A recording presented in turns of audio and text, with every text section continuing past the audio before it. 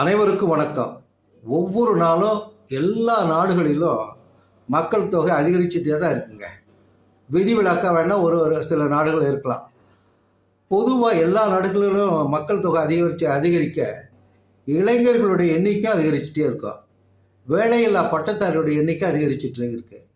வேலையில்லா பட்டதாரிகள் இளைஞர்கள் அவர்களுக்கு வேலை இல்லாத காரணத்தால் குறுக்கு வழியில் அவங்க ஏதாவது செய்யணுங்கிறத கருதி அவங்க எடுத்துக்கொண்ட இது என்னன்னா குற்றச்செயல் தாங்க.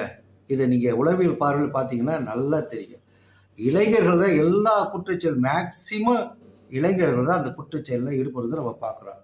நம்ம நாட்டை தமிழ்நாட்டை எடுத்துக்க கூலிப்படை மற்ற எல்லா குற்றங்களும் பட்டியலிட்டால் நீங்கள் பாருங்கள்.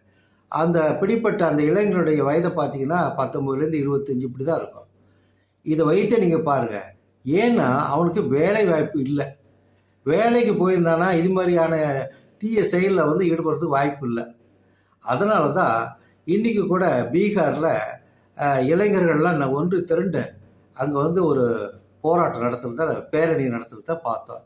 எதிர்கட்சி தலைவர் ராகுல் காந்தி கூட அதில் கலந்ததை நம்ம பார்த்துருக்க போது இது எதை காட்டுகிறதுனா, இந்தியாவை பொறுத்த மட்டும் வேலைவாய்ப்பு இல்லாத இளைஞர்கள் நிறைய இருக்கிறத காட்டுகிறது.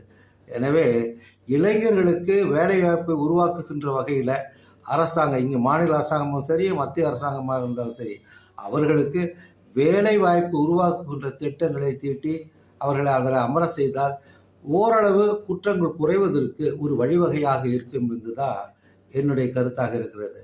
நீங்களும் யோசித்து பாருங்கள். நன்றி, வணக்கம்.